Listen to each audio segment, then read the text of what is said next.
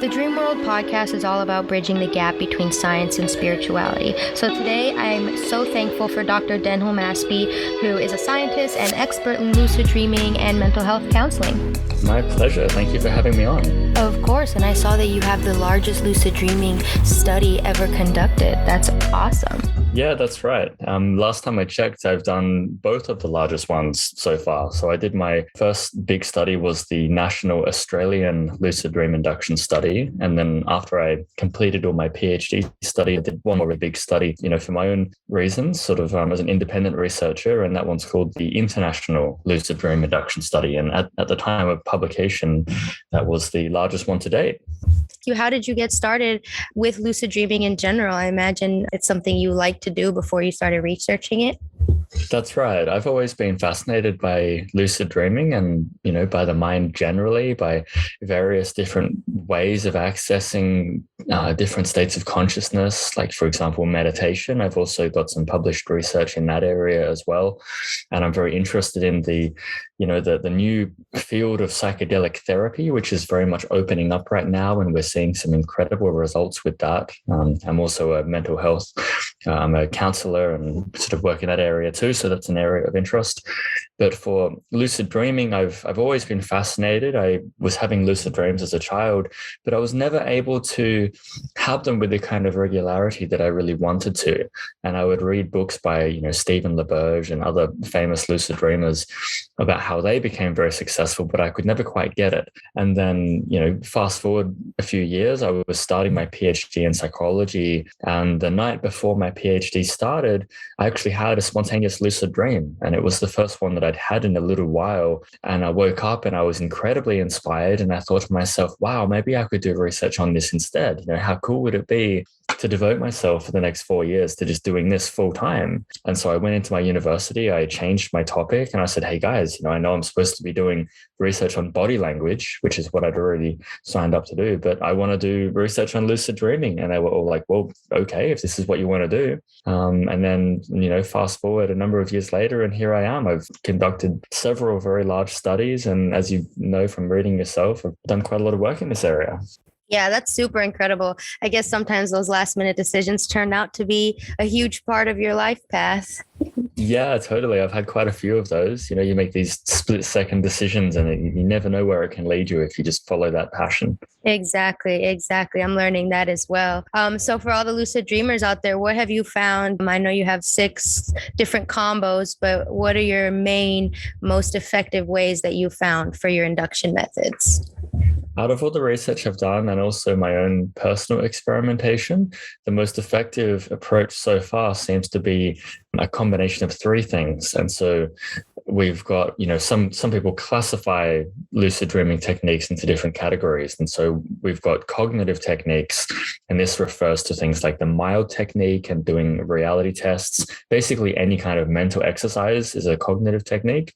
And then we've got supplements, which a lot of people listening to this have probably heard of, things like the dream herb, Mexican dream herb, Calais, or things like galantamine. So we've got supplements. And then we've also got external stimulation devices. And so this is like the dream light, which, Stephen LaBerge created, or other ways that give your body some kind of external stimulus while you're asleep to help you become lucid. And the best approach seems to be to combine all 3. And so based on my research, the mild technique, or the mnemonic induction of lucid dreams technique is the full name for that one, combining that with wake back to bed after 5 hours of sleep, so doing it in the middle of the night, and then adding in galantamine or a similar substance. And then if you want, you can also add an external stimulation device as well. And if you combine these 3 approaches, or at least the mild technique and a supplement, this seems to give you the best chances of having a lucid dream. Yeah, it makes sense completely. All those things have helped me lucid dream as well. And I know that so many people have different minds and all of our brains work differently. So a lot of people tend to just experiment with different techniques until they really find what works for them. But it's good to know that there's proof scientifically that certain things are more effective than others. Absolutely. And that's a really good point you said about everyone being different as well. Lucid dreaming is such an individual, personal process. And one of the things that I've always emphasized to people, because I've done, for a while there, I was doing one-on-one lucid dreaming coaching with people. And then I decided to put all of that knowledge into a video course. I made this 6-week video course to learn lucid dreaming. And one of the key features of that course and the one-on-one work that I did was to guide people through a process of trying a whole range of different techniques. So, even the mild technique itself, sometimes you want to, for someone that sleeps very heavily, you need to wake yourself up a little bit more to do the technique so that you can complete it before falling asleep. So for someone like that, instead of just, setting an alarm after 5 hours and then doing the technique, you might want to actually get out of bed and maybe read about lucid dreaming for 15 minutes or something before doing the technique. Whereas someone else who's a very light sleeper, you don't want to wake yourself up too much. You want to just set the alarm, do the technique straight away, and then go back to sleep. And so in all the times that I've taught other people lucid dreaming, I would really emphasize that you need to spend a lot of time experimenting and learning about your own mind and your own sleep and dreaming patterns, and recording this information if possible to find an approach that's going to work for you. Yes, completely makes sense. It's definitely a very personal practice. Yeah, absolutely. This is something, again, that I include in the course that I created. So I get people to document their own specific dream signs. And, as you would know, and many listeners know, people have very unique dream signs, which are recurring elements. So some people, myself, for example, I often dream about large bodies of water. So like lakes or oceans or things like that. Other people, it might be other things. I had one of my clients would dream about red cars, like almost every night. It seemed like such a random thing that they would dream about, but it was really useful because when we identified that, we would get them to do a reality test every time they saw a red car. And by making it that personal during the day, it helped them to have lucid dreams at nighttime. So I still think that reality testing is a useful technique, but even when you do identify those dream signs, it's usually something that I would consider more like a supporting technique rather than a primary method for having lucid dreams. Yes, definitely. I completely agree. Even from my own experience, I kind of just incorporate it, like you said, as a supplement. And it just kind of helps me to be more mindful and just kind of think ahead about when I'm in that dream and maybe see a dream signal. Might just increase my chances, per se. Exactly. And even just priming your mind to be thinking about lucid dreaming can help. Like, for example, just last night. So yesterday I was interviewed by here in Australia, ABC Radio. It's one of the larger radio stations. And I had this radio interview and they were asking me all about lucid dreaming. And purely from that, I then last night had the first lucid dream that I've had in a couple of weeks because I've been very busy. I haven't been doing techniques recently, but doing that radio interview and then thinking about lucid dreaming, that was enough to then precipitate a lucid dream myself. And so same with things like reality testing or just spending a bit of time reading about dreams before you go to sleep. It just brings that back up into your mind and increases the chance that you'll become lucid when you're in your dreams. Most definitely. The mind definitely picks up what we're feeding it and it starts to translate. When you become lucid and in your practice in general throughout the years, what do you work on in that space? What kind of things do you use your lucid dreams for?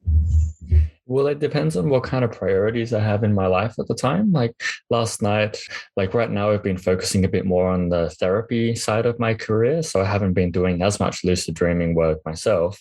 And so last night was the first one that I'd had for a little while. And so I just used it as an opportunity to, just enjoy myself. So most of that, I just spent the lucid dream flying around and enjoying the environment. It was this kind of beautiful, almost like a hybrid between like a modern city with skyscrapers but also with like jungles and forests and stuff all mixed through. And it was just a lot of fun to just sort of fly through all of that and explore the environment and see how long I could keep it going for. Yeah, that's awesome. Sometimes it's really great to just take it in and just admire and see what the dream has.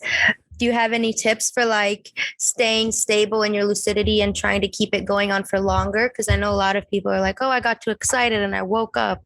Yeah, absolutely. There's lots of techniques. Sometimes they're called stabilization techniques to help keep the dream stable. As anyone out there would know, and I'm sure you do as well, dreams have a tendency to become unstable, and often they sort of transition from one environment, maybe you're in a city 1 second and then it starts to fade out and go blurry, and then all of a sudden you're in a different place, like back in your bedroom or somewhere totally different.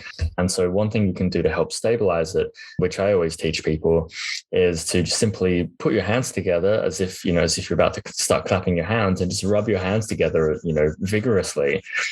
And this sounds like a really strange thing to do, but what it's actually doing is it's flooding your brain, like the motor cortex sort of part of your brain. It's flooding your brain with sensations generated within the dream. And by doing this, it helps to put it informally. It basically locks you into the dream and prevents your brain from receiving signals from your actual physical body, which is not moving and just lying in bed. And so if you clap your hands together and start rubbing them really fast, and then you just keep that up for as long as you can. And what often happens is the dream can sometimes still fade away and go to blackness or something like that. And this is really critical. This is where people often will then assume that they've woken up, or their lucid dream has ended, and then they give up, and then they actually do wake up, or they go into a non-lucid dream. But the thing is, if you can still feel your hands rubbing together, that means you're still in a dream, because it's pretty much impossible to go from having your hands under your pillow or by your side or whatever position you're sleeping in. You can't really go from that to rubbing your hands together just by doing it in your dream, because your body is paralyzed. So if you can still feel that sensation, you might think that you're just lying in bed rubbing your hands, and just sleeping with a partner, what are they going to think of me, that I'm just sort of lying there rubbing my hands together? But if you can still feel that sensation, it means you're still dreaming. So just keep it up as long as you can, and you'll either go back into a dream, or you'll wake up and find that your hands are stationary by your side. Makes complete sense. Definitely, it takes some practice, but I definitely see that the more you try and the more you practice, even through the so-called failures, your lucidity will just get better and better.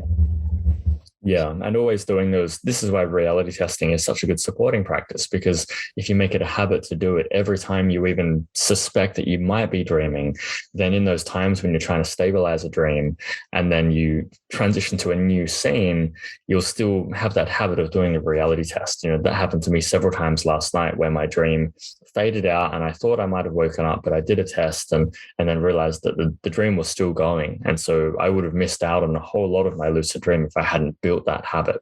For sure. I've definitely experienced that as well. Just to catch all the little extra weird moments that are dreamlike, just getting in the habit of noticing those things. Yeah, I think it all really, in a way, ties back to just mindfulness. Have you found, I know you have a lot of research and experience with mindfulness and meditation. How does that overlap with dream work, with the mindfulness and the meditation aspect of it? You feel like there's some similarities in those skills? Yeah, definitely. So just from anecdotal evidence and my own experience as well, when I've had periods of doing a lot more mindfulness meditation, I've noticed that I tend to have better dream recall and also more lucid dreams as well. So I've had that myself. I've heard a lot of people say the same thing. And so I wanted to ask people about this in my scientific studies to get some hard data on this, as well as the anecdotal evidence.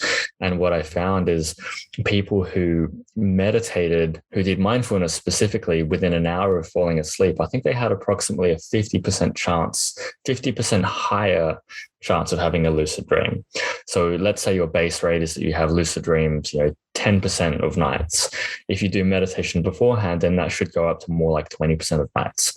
And what I found, which is really interesting, is that doubling of your likelihood, that happened regardless of whether you did a lucid dreaming technique or not. So, if you do a lucid dreaming technique, it's better again. I'm not saying, only do meditation and don't do the techniques, but whether you do techniques or not, if you add in some mindfulness meditation before bed, you're going to most likely increase your chances higher again, and by 50% on average. Wow. Yeah, that definitely makes sense. I mean, I think just the more you do these types of therapy for your consciousness, as I call it, it's all connected. You'll have better results all around. So that makes complete sense. What's next for your research? Well, next for my research, I'm actually not doing research on lucid dreaming presently. I might come back to it at some point, but right now as I briefly alluded to at the start, I'm very interested in the use of psychedelics for psychotherapy. And so I'm about to start a new research project looking at people's experiences using these compounds to heal their minds. And I know it's it's somewhat of a controversial subject. There's been a lot of misinformation and there's a lot of fear around these things. But for anyone that's up to date with the research, we're seeing a huge renaissance and a lot of very serious research looking at the use of things like psilocybin or LSD or MDMA to treat disorders, things like chronic post-traumatic stress disorder or severe treatment-resistant depression. And we're seeing some really incredible results, better results than we can get with other more traditional forms of therapy. And so this is something I'm very fascinated in and something that I would very much like to get involved in. So that's the next thing that I'm planning on doing in terms of research. Yes, that is great. I am most definitely on that wave, not only through my own experiences, but I'm also just fascinated by the science behind it. I think, like you said, there's a certain stigma around it because of the levels of consciousness that these types of therapy can provide and the level of awareness. So I feel like now that people are shifting away from those controlled mental processes, they're starting to use these things to heal. And the results, like you said, have been incredible. So I'm excited to see where you go with that. I know you said you were just getting into it, but what have you found about the science of what that does to our brains and how it helps us heal? I haven't started any of my own research projects yet, but it's an area that I've been following for a long time. So it's something that I'm already quite knowledgeable about. And I think it's just incredible.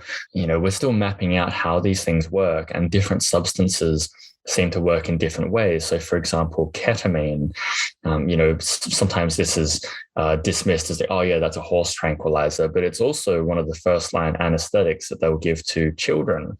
When an ambulance comes to a car crash scene or something like that, because of how favorable the safety profile is of ketamine, it's often one of the first things they'll give to a child as opposed to other medications. So ketamine, unlike some of the other psychedelics, seems to alleviate depression in a way that doesn't depend on doing talking therapy as well.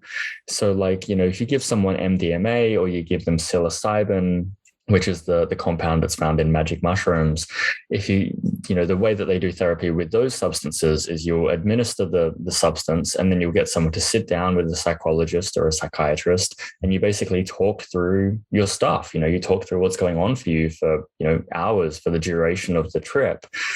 And this is part of the healing process. Whereas with ketamine, it doesn't seem to rely on having that talking therapy. It seems like ketamine is doing something within the brain to sort of shake up some firing patterns within the brain that are a bit stuck, or generate some new perspective or something that's not dependent on that talking therapy, which I think is just fascinating. And we don't quite know why that is, but we're starting to understand some of the reasons for this, like with MDMA or with psilocybin, for example.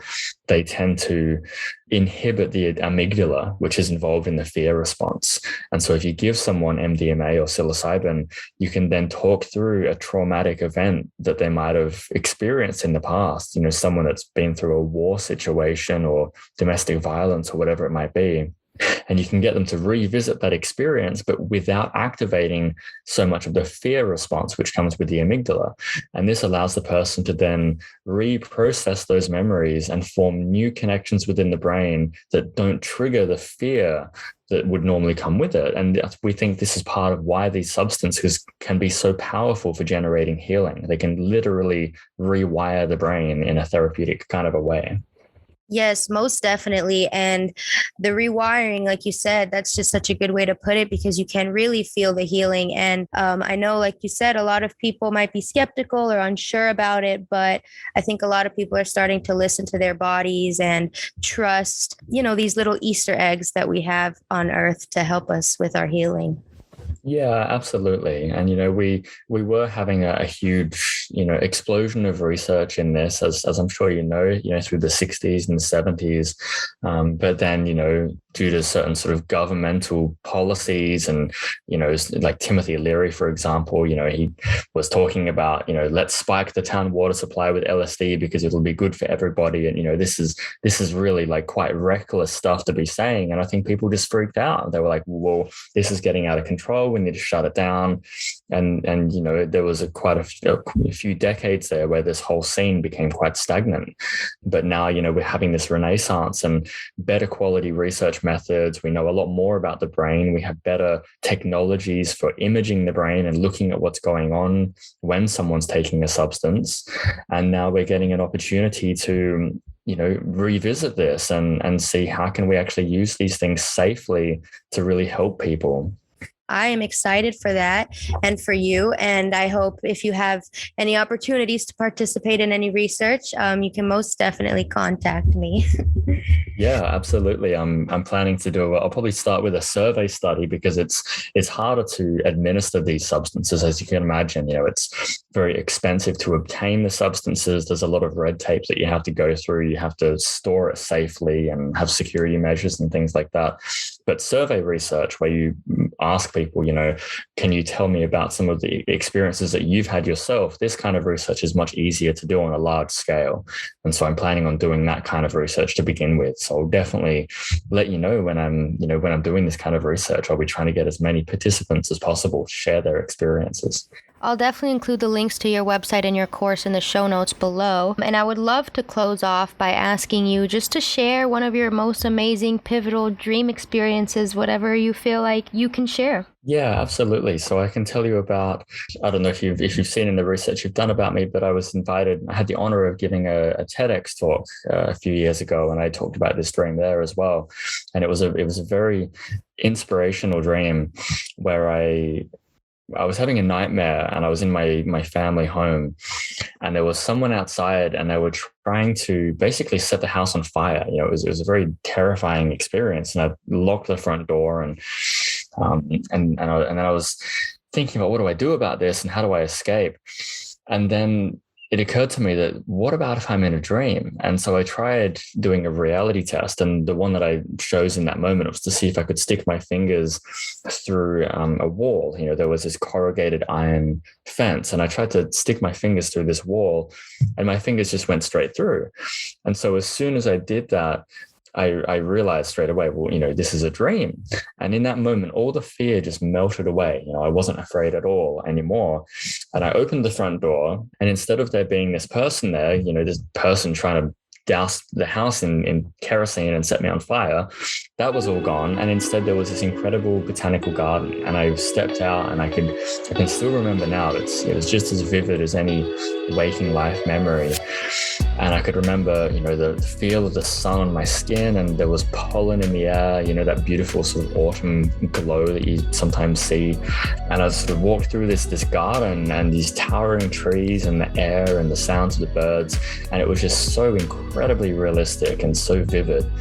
And I'd have to say that, out of all the dream experiences that I've had, and I've done all kinds of self-experiments where I'd, try to manipulate the weather, or, fly or change to different locations. But even still, that one dream of simply walking through that garden is one that's always stuck with me and been just such a beautiful experience. It sounds so beautiful. I love when I'm just in a lucid dream and you're just so in awe. Like, that feeling is unmatched. Anybody who lucid dreams knows. And especially after something scary like a nightmare, it's such a relief. Yeah, absolutely. And thank you again so much for having me on the podcast. If people are interested in learning lucid dreaming, my lucid dreaming course is still available online. So yeah, drdenholmaspy.com. You can find out more about